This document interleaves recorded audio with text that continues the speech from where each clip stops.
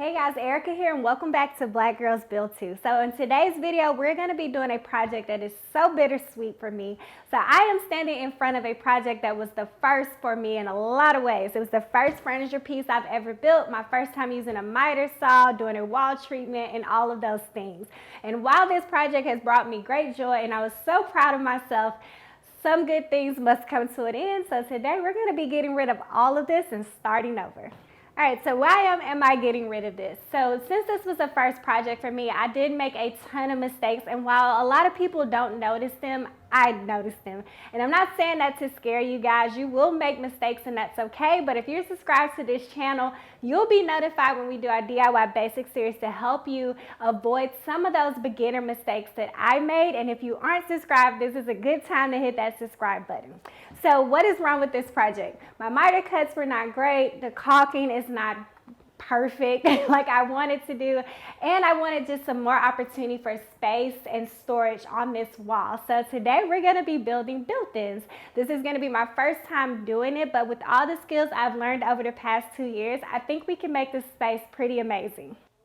Alright guys, as you can see, I am changed and I am ready to demo this wall. So the process that I'm going to be taking is we're going to go through and score all the caulk on this wall and then just use a crowbar to ply everything off. So the good thing is when I did this wall treatment, I did not use liquid nails or anything like that. So I'm hoping this will be fairly easy to get off the wall, but we want to create a blank canvas so I can completely visualize how these built-ins are going to be. Okay, so I want to verbally walk you through the next few steps of the process. So I have the frame built out for all 3 of the cabinet boxes, and I've attached this 1x3 board on the back, and that is what I'm going to use to attach the frame to the wall. And I'm also going to be using screws to attach the frame into the 2x4 base, and this is going to make this very sturdy. So I am using these GRK 2-inch fasteners to attach these. These are made for cabinet construction, so that's how I'm going to be attaching that. And then my next step is I've cut out 3 shelves that are going to go across this box, and I'm going to be using some edge banding to cover up the plywood edge, and then I'm just going to install those using pocket holes and wood glue. So once my shelves are installed, I can start taking my measurements for my face frame, where I'm just going to be using 1x2s and 1x3s to build out the face of these cabinets. All right, so I have both of these cabinet box face frame put together as one, and so I'm going to go ahead and get it attached. And the reason why I'm not going to do the other cabinet like this is because I need this last board to line up perfectly flush with the edge, so I'm going to do it a bit differently to make sure that that happens. All right, so we have made it to the part of the project where I am going to be working on all of the details. And if you're wondering where this countertop came from, check out my DIY faux marble countertop tutorial on how I created this.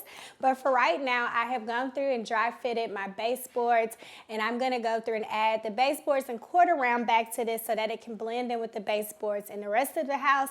Then after that, I'm going to go through and caulk all my seams and get this primed so that I can start working on building out the doors. All right, so I have built 4 of the 6 of these shaker doors for the bottom cabinets, and if you're interested in a very detailed shaker door tutorial using a router table, go check out my old video on that. It will give you all the steps, including how to take the measurements.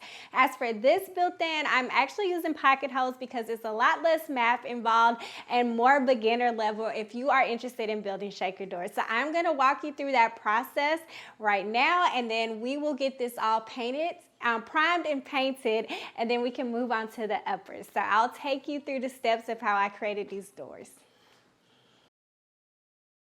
All right, so now we've got to make the grooves in this, and this is where the 1/4 inch MDF is going to sit for our center panel. So the important part about the step the router table is I'm going to go on and draw an F for the front so that I will remember where the front is so that the grooves will line up around the entire rectangle. So put an F on all your boards, and you want to make sure that where the F is, you're going to put it face down on the router table and slide it through. So I'll show you how that works.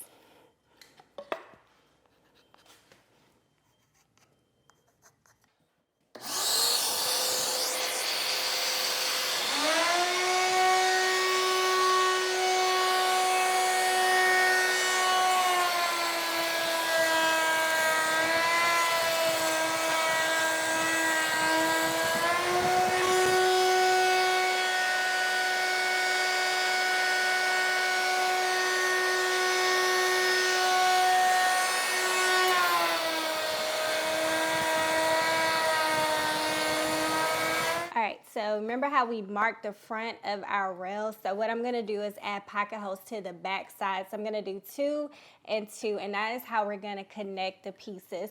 So I got my center panels cut out. Once the pocket holes are in, I'm just gonna clamp this together and assemble it, and we'll end up with this.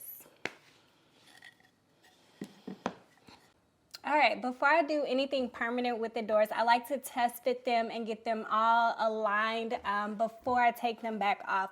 So right now I'm gonna get them attached and make sure that everything is lined up. And then after that, I'll sand them down, make sure I patch up all of my pocket holes, get these primed and painted, and that will be it. All right, so now that the bottom part of these built-ins are done, it's time to start working on the uppers. And now if you've been part of this channel for a while, do you know I'm infamous for not having plans for my projects, so everything is in my head, and the goal is to just try to build what I see. So essentially this is going to be 3 structures. We're gonna have a bookshelf-like structure on this side, another one on this side, and we're gonna connect the 2 in the middle. So what I need to do is cut out my plywood, get it pocket hole and glued, and then we will go from there. All right, so first step is I'm going to be assembling a frame for the first shelf that will be on this side. And so unlike when I normally do built-ins, I will pocket hold this frame into the countertop. I won't be doing that because this is epoxy and we don't want to crack it.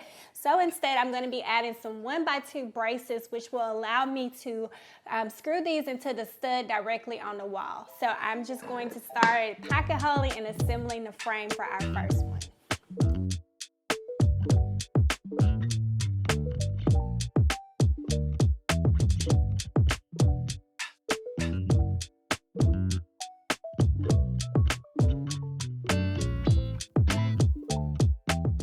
All right, so now that I have the frame built, I just want to dry fit and make sure that it's going to fit properly before I start on the next one. So if all goes well, this frame will be done. We'll build out the next one, and then I will get the back put on there and we can start priming.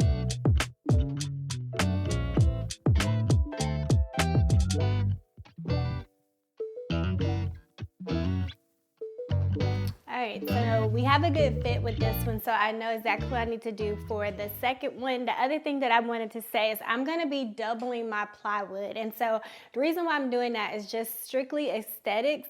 I'm gonna be using 1x2 trim, and I want the trim to completely cover the plywood. So in order for it to do that, you want to double both sides. So I'll show you how that's going to work out. Now that I know this is fit, I'll go cut the rest of my boards and assemble the second frame, and then we can move on to the next steps.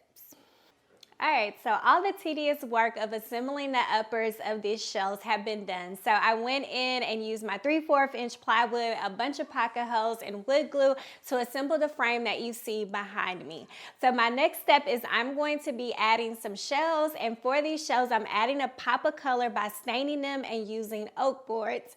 Once that's done, I'll be able to add my final trim pieces and my final trim around the top, and this project will be complete.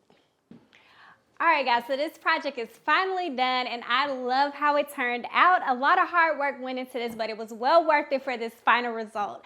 So make sure you check out the video on how I did this faux marble countertop, and as always, subscribe to the channel. It really does go a long way in helping me to continue to grow. But as always, be strong, be courageous, and go out and build some shit.